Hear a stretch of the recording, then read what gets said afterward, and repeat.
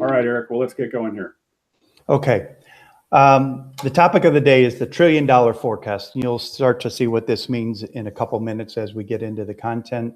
Why better demand planning won't free your working capital. So it's meant to be a bit of a thought-provoking statement. The white paper that I published a few weeks ago is really trying to raise awareness in kind of the senior executive stakeholder community about some of the fundamental challenges that we believe are limiting the performance of supply chains around the globe. And we'll talk about this, and I'm going to take you through some different ways of thinking about the problem statement. This is the first of a 4-part webinar series that I'm going to share with you here in a moment. We're going to couple this with 3 other events. There's a fair bit to digest in this topic. Supply chain is a massive concept, tons and tons of complexities, things like that. But what we're going to try to do is get it to a level where we can communicate some of the core challenges that are being experienced out there, some of the tactics that may be misguided in terms of how we're trying to drive improved performance, and suggest a way forward that I think you'll find quite interesting and compelling. So this is the first, this is kind of the call to action discussion, where we're just going to kind of point at and ask some fundamental questions. Why is it the way it is today? And you'll see a chart here in a moment that will kind of get right into the heart of that. That'll be followed up with a bit of a diagnostic session. So that paper is essentially complete. I'll be publishing that in the next few days, where it's going to really start to examine the efficacy of forecasting and where we may want to reconsider our approaches that we've been using for the last several decades around supply chain. Based on that, then we'll move into kind of a design discussion about, well, if we were going to challenge the assumptions and do something different, what would that look like? And we'll talk about this concept of a demand-driven operating model in that discussion and how it is different from conventional planning and how we may be able to get results from that. And then finally, we'll talk about the deployment. This is fundamentally a big change in the thinking that supply chain professionals would have to go through. It's an organizational question. And that paper is going to really challenge the role senior leaders need to play in helping migrate their company to a new way of working. So a lot to digest. We felt that it was going to be way too much for one session, so we've kind of tried to spread it out. We'll be publishing those dates here shortly as to when those follow-on sessions will be coming. There will be a corresponding position paper that comes with each of those as we go forward. And so with that, Erik, sorry to interrupt you. Just one last call out for the folks here. So over the past few years, Erik and Bernard, our European director, have published quite a few really great pieces of work and information. Those are available on the Algo Resources website. I would encourage you, again, as a takeaway today, you'll get a copy of Erik's most recent one. But if you're looking for additional research and additional information and kind of thoughts, please feel free to reach out there as well. All right. Sorry, Erik. No worries. No worries. So let's go back. Whoops, sorry. There we go. Let's just set the stage here by thinking about some of the amazing engineering achievements that we've all witnessed over the last 30 years. Now, some of you on the call are probably weren't even born then, at the start of this horizon, but it's been, from my vantage point, I'm probably one of the more senior guys on the call here today. It's been quite an interesting 30 years. I mean, if you look back to where we were in the mid 90s to where we are today, it's just mind-boggling, the changes. And I've just called out a few examples here, like the concept of digital manufacturing. Here you see a luxury catamaran being built with a digital printing type device, a concept that even 10 years ago seemed like a dream for people to be able to do something like that. Robotic surgery is underway. We've got autonomous driving. You've got these Waymo and other companies piloting and pioneering the use of autonomous taxis, right? Which is just amazing that we now have vehicles that can safely drive their way through city environments. The first Waymo I saw was in Santa Monica. They're all over the place. A little bit more pricey than an Uber, but it's kind of a demonstration of how far the technology has advanced. My common use of SpaceX is probably the most striking. I am just totally amazed at what that company is achieving. You've got the image there of landing 2 boosters on the Falcon's heavy booster concept at the same launch pad that they took off from. You know, they're landing now these boosters every few days. They've done hundreds of them. It's kind of cool to see how soot covered they are, because they kind of represent that reusability in a very, very dramatic way. And then obviously, even in the past 6 to 8 to 12 months, just the amazing progress that LLM and AI have achieved in terms of functionality. Virtually everybody I talk to is talking about AI, right? So it's been an amazing 30 years, and I'm sure the next 30 years are going to be even more striking. And it makes this slide, sorry, my page down button isn't the way to navigate, really compelling. This is a view of data from the US Federal Reserve that shows an inventory to sales ratio over the last 30 years for US manufacturers. On this slide, you want to be lower rather than higher, because it would represent there's less inventory to achieve the same volume of sales. You can see here in the middle of the page, there were some improvements that appeared to be achieved. Honestly, those were the heady economic times that led up to the Great Recession that you see in that gray highlighted bar in the middle of the page. You can see the onset of the pandemic there in early 2020. And yet today, here we stand 30 years later, and our inventory is turning at the same rate it was 30 years ago. As they would say in the military, whiskey, tango, foxtrot. How in the world can it be this way? If I plotted the SAP revenue growth over that same period, now I love to bash SAP all the time, and their whole purpose wasn't just, you know, to fix inventory turns, but I'll tell a little story here in a second. That growth would be from lower left way up to upper right. Amazing. And in reality, what I saw happening, and this was during my career with IBM when I was VP of operations for the consulting division, was that companies like a global tire manufacturer based in Akron, Ohio, were dealing with in the early 90s. You know, around the 90s timeframe, this client had kind of come to grips with the fact that with the internet exploding and becoming a commercially viable platform to help conduct business with, they were stuck in a paradigm of running their own home-developed ERP system. They had islands of automation. They were spending a massive amount on legacy software maintenance because the underlying technologies were advancing so much.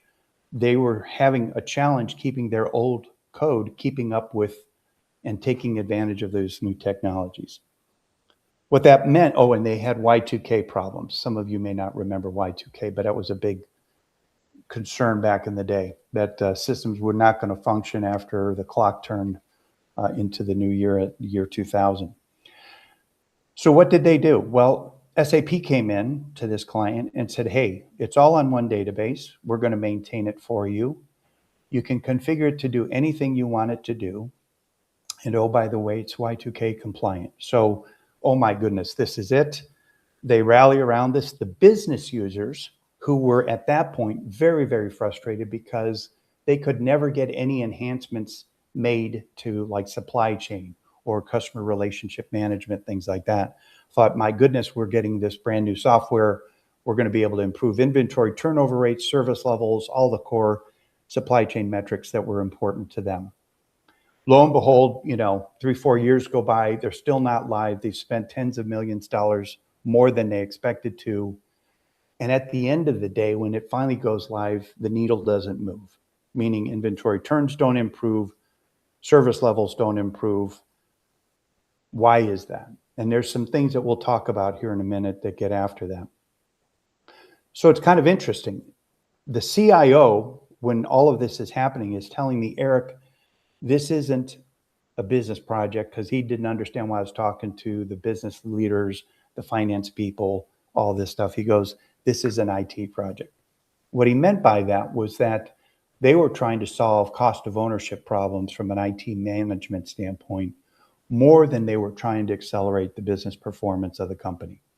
And I thought that was a very, very telling comment that he shared. But suffice to say, there's some reasons why this is the way it is. And I think it's time that we attack that. So, Wally, you've been through some ERP migrations yourself. You're dealing now with clients. You came out of industry. Just share a little anecdote or two about what you saw when you were migrating at Red from one ERP platform to another. Were you seeing the ERP companies coming forward with innovations, or were they just kind of following the status quo? Can you comment on that? Yeah, for sure. I did see a couple. And interestingly enough, I think on the front end, I think the hardest departments that the ERP companies go after are typically finance. I think in my experience, what was happening is that the finance groups were getting disappointed, frustrated with reporting or numbers that they were trying to provide to the leadership groups. And the answer was, let's get a new ERP system. Let's go entertain the ERP systems. And in all of my experience in industry, supply chain was just kind of a checkbox, but we were way down on who needed to be talked to in the organization about how to run the business. It was always financially pointed, like you said, in your example there, where this is an IT issue, right? And it's funny that on the supply chain always is an afterthought, unfortunately. Yep.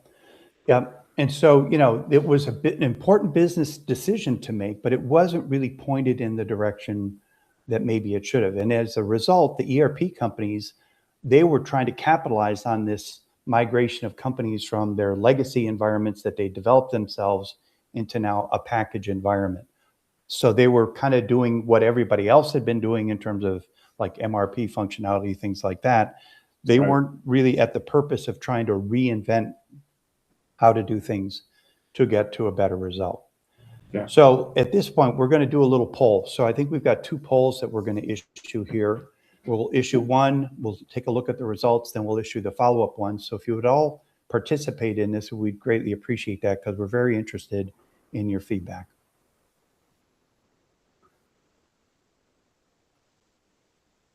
Yeah, and back to your innovation question there, Eric. Yeah, it's amazing. We just don't seem to see a lot of different ways of thinking, or is there a better way to do it? Is there a different way to do it? So excited to have you talk a little bit more about that. Yeah, a lot of stockouts.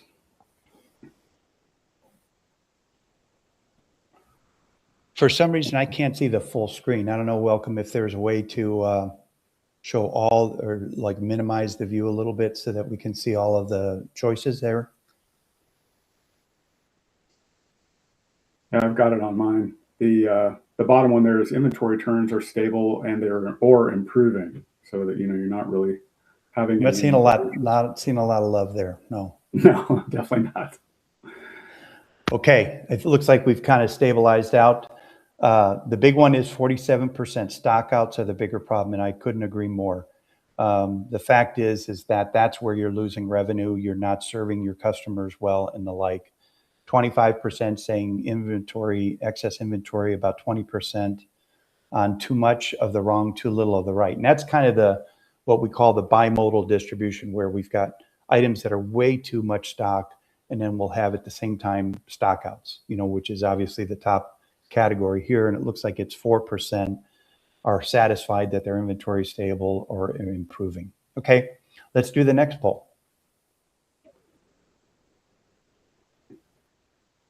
Give Welcome a second there. There we go. Yeah, so what's the primary driver of your replenishment decisions? How are you triggering supply order recommendations or supply decisions?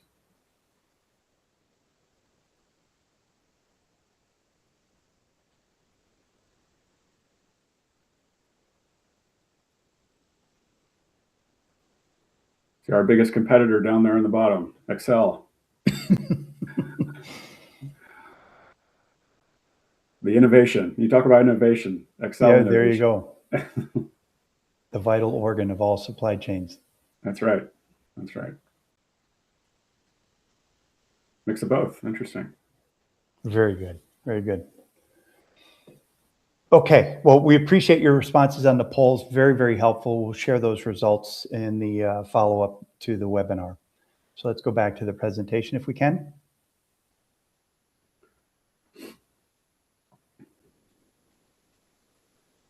Waiting for it to come up. Yeah, there you go. All right. Okay, so this is obviously not the picture we want to see. We should see a sustained progressive improvement over the decades, if nothing else. You know, obviously there's certain laws of gravity that we can only get so far down this path, but certainly we would expect to see better and better turnover improvements. So let's talk about one area that I think needs investigation, and that's conventional material requirements planning, or MRP. MRP is a concept that was codified back in the 70s, early 70s, by my old employer, IBM. A guy named Joe Orlicki wrote the book about it, where they were interested in expanding the use of computers outside of financial applications, right? And so the concept was simple. Because we know that our customers don't want to wait, you know, in other words, they want to get what they want when they want it, we need to kind of plan ahead, right? So if we could get a good forecast, then we would know all the things that we need to buy, then manufacture, then distribute to meet that demand, right? We could time phase it all based on lead times. Everything would line up just perfectly, right? So the idea is that because the customer can't wait, because we have to start things ahead of time, especially if we have longer lead time components or materials in whatever it is that we're producing, we need to start well in advance of that ultimate sale. So we load in a forecast, and it backward schedules what we're going to buy, what we're going to manufacture or assemble or produce, then package and distribute to meet the demand. Sounds very, very logical. In fact, it's so compellingly simple that, you know, it becomes a bit sticky in that regard. But it's based on a couple critical assumptions. First, that our forecast is accurate. It is incredibly dependent on this idea that the forecast is accurate, because what it's going to try to do is balance supply and demand every period forward on that horizon that we manage to. And if we ask ourselves, is that a valid assumption? Probably not, right? It also assumes that there's not going to be any variation, that every supply order we issue arrives on time and in the proper quantity, every manufacturing order we create gets completed in the proper quality, and every distribution order matches up to what the requirements are. And we know how brittle of a concept or an assumption that is as well. And the other assumption that's kind of underlying all of this is that this is the only way we can think to be able to have that material when that order comes in, right? There's no other possible way. I don't think any of these assumptions are valid. I don't believe it at all. We know the forecasts are not accurate, especially when we get down to an item level. Yes, people may say, hey, at the category where forecast accuracy is 98%, whatever, okay, you get it down to the item level, 50, 60% might be accurate, because every week or every month, depending on your planning horizon and the way you're bucketing time, you'll see that massive variations there. And if these are not absolute truths, then I think it's time that we come back to the drawing board and relook at the assumptions. Now, I am a huge fan of first principle thinking. That, I think, is Elon Musk's, secret power, or not even secret power. He talks about this quite a bit. First principle thinking says you boil every problem down to where there are no underlying assumptions. Because at that point, then, once you've boiled it all down to absolute truths, then you can start to vision and find other ways to come up with a solution. In the SpaceX concept, what that means is the following, that even though the raw materials are not that much of all the pieces that go into a booster rocket, assembling it, making it work correctly, all of that engineering, it gets quite costly. And then at the end of the day, the fuel to get to outer space is a tiny fraction of the total spend. Well, if you're trying to change the paradigm for space travel, then obviously you get really interested in figuring out how to land that rocket. right? Because if you can land that rocket, now all of a sudden you can reuse it. The cost equation changes dramatically, right? So the corollary to that would be in material planning. If we could find a way to hold enough stock that we were sure that we would always have the material available, then we could pace to the actual demands that come in, and we wouldn't have to be so reliant on a forecast that's inherently inaccurate. And I think no one has really gone back. $1 trillion of inventory in US manufacturers. What the hell? If we could free up 10% of that, it would release $100 billion that could do something more important for us than collecting dust, right? And I think this is really the call to action. Here's the opportunity to go rethink the foundation. And we don't have to look too far to see some examples that might be pretty interesting for us. Back in the 80s, Taiichi Ono created what was called the Toyota production system. And one of the principal concepts of it was this concept of a Kanban loop. The idea was he wanted simple and visible signals. He wanted to pace the resupply of items based on actual demand. And obviously in an automotive assembly plant, if you're using nuts and bolts, if you can use a Kanban system, then it signals based on how many nuts and bolts have been consumed when to resupply. And it becomes very easy for the users to know when to take action, right? If the bin is empty, refill the bin. You size that Kanban loop to deal with things like the rate of the demand, the Kanban quantity itself, how large the bin is, how many pieces it holds, as well as understanding how much that rate of consumption may vary. On an automotive assembly plant, it's only running at a certain speed, so there's certain upper limits as to how hard that can work. So Kanban, widely deployed. Wally, you were using this at Red. You may want to comment on its effectiveness there. It had some real strengths. It had some limitations too, and we'll talk for a minute about those. But Wally, your perspective here? Yeah, absolutely. And I think anyone that's been around a manufacturing environment has either heard Kanban or has been part of a Kanban initiative because, like Erik mentioned, it's so common and widely accepted. And when it works, right? I think the deployment of a Kanban program, everyone's walking around giving each other high fives, look how great we are. But then unfortunately, right, without maintenance, without adaptation to use, with products going end of life, it definitely has some downfalls. And that's part of the reason I was attracted to some of the DDMRP concepts that Erik's going to talk about here in a minute. But yeah, so. Absolutely. Lean, DDMRP are very, very effective in bringing the pull concept to life. It starts with one critical assumption that we're getting away from, and that is that the forecast is accurate, right? That is one of those flawed assumptions that we're trying to attack when we adopt a pull-based system.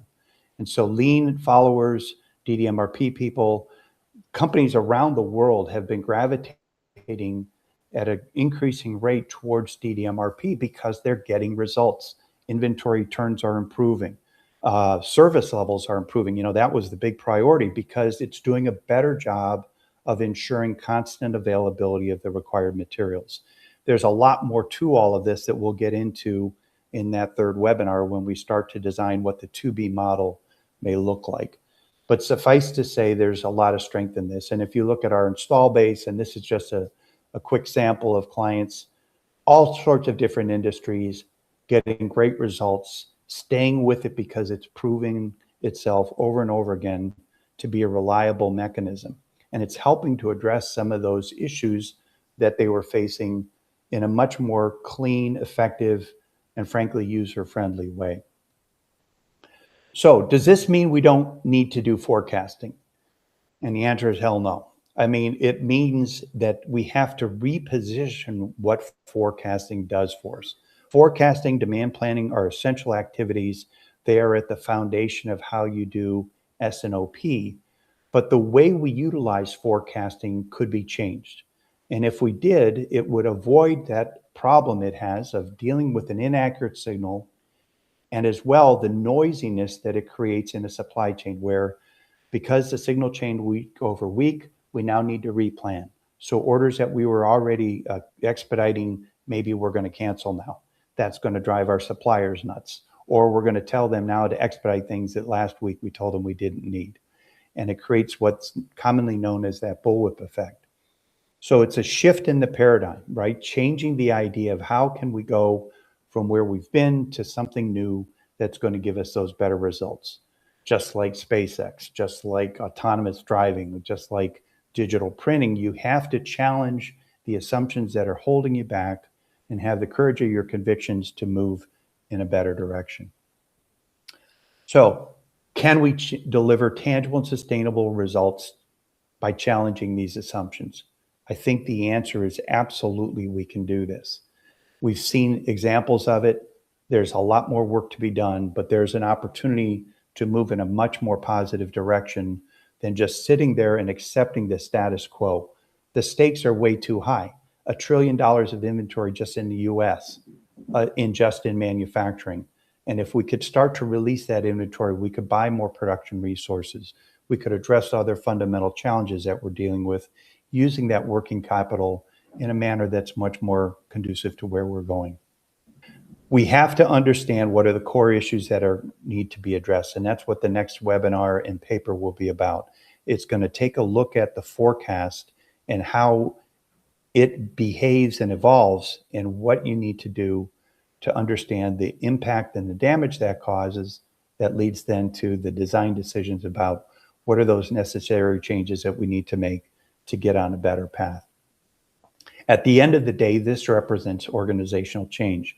We've seen cases where clients had found great results in the pilot stage, but as they tried to scale out, they ran into resistance because at a plant level or at a user level, their people were reluctant to change.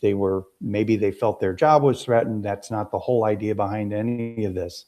Or maybe they felt uncertain in learning and understanding the new ways of working.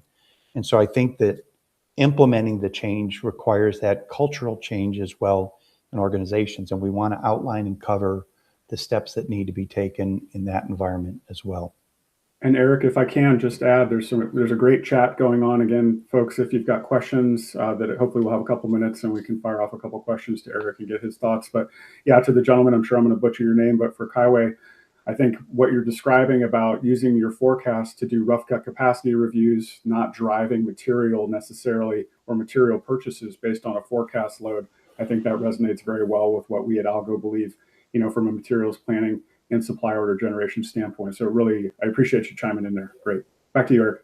Yeah, we've got one more polling question we wanted to ask. So let's do it here, and then I'll talk about the next steps and kind of where we're going to go from here. So welcome, if you would.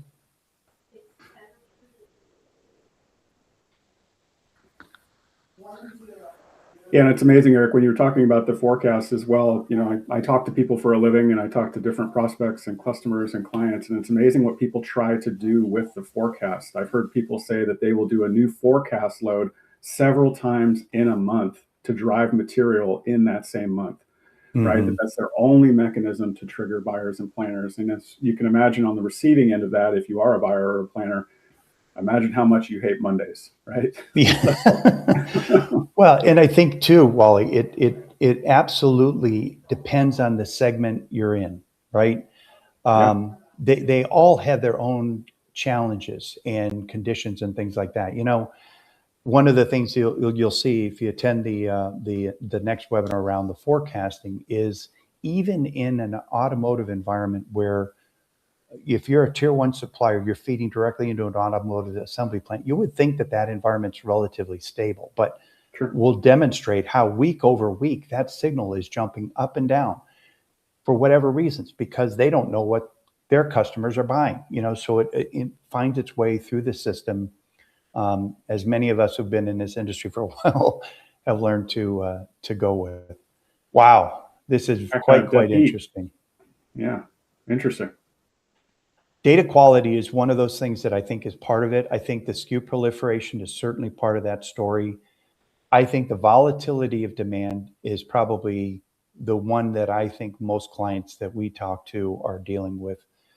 There is a different competitive landscape out, that 30-year horizon, the world changed in terms of competitors, how people are attacking different markets and things like that.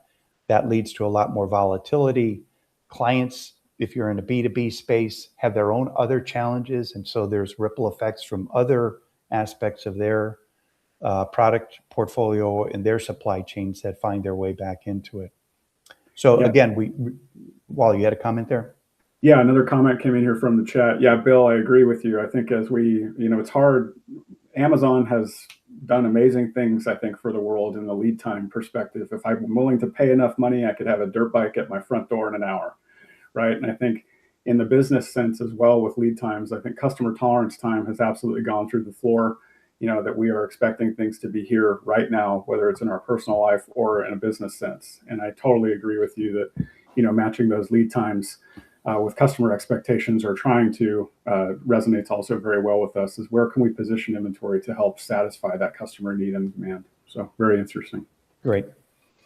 Okay, let's kind of wrap up here. I think, Wally, well, we'll put up the next slide, which covers the next sessions that we have in this series. And I think it's pretty clear where we're trying to go with this. Why don't we see what other questions are out there that we ought to address? Yeah, let's give folks just a second. Again, if you've got a question, there's a Q&A bar on the right-hand side. Really appreciate the comments from Bill and Kaiwei. If you've got something else that you'd like to ask Erik, we'll give you just a second. In the meantime, also just to plug another event, we're going to have our virtual user conference here, July 15th. So I hope to have you join. We've got some customers coming online. Erik's going to have a little bit more of an insight as well on some of the things, features, and additional information regarding Algo. So see if there's any questions. Any questions? Good, okay. Folks, just another chat now. Yeah, all good. All right. Well, look, we tried to keep this brief. I wanted to take it a step at a time. There's a lot to this topic, as we mentioned earlier, and I think that you can kind of get an appreciation for that. The next event on the schedule here will be to diagnose, really take a look at some of those core assumptions that we've had, peel the onion back a bit and understand in more depth kind of how are they contributing to the challenges that we've got. That paper will be coming out probably early next week. And so stay tuned to the LinkedIn post, and it'll also be on the Algo website as well. Then we'll get into kind of looking at kind of a demand-driven approach, what that operating model looks like and how it changes the context of how we think about our supply chain and go forward there. And then finally, we'll get into the change management, because I do think this is a critical topic. I spoke about this at the Apex conference in Columbus last year, as well as at SAPEX over in South Africa earlier in the year. So I think there's a lot of guidance and insights that we can share on that front as well. So I think we're at our conclusion here. Thank you so much all for your attendance. Wally, thanks for all your comments. We're trying to become more agile and resilient.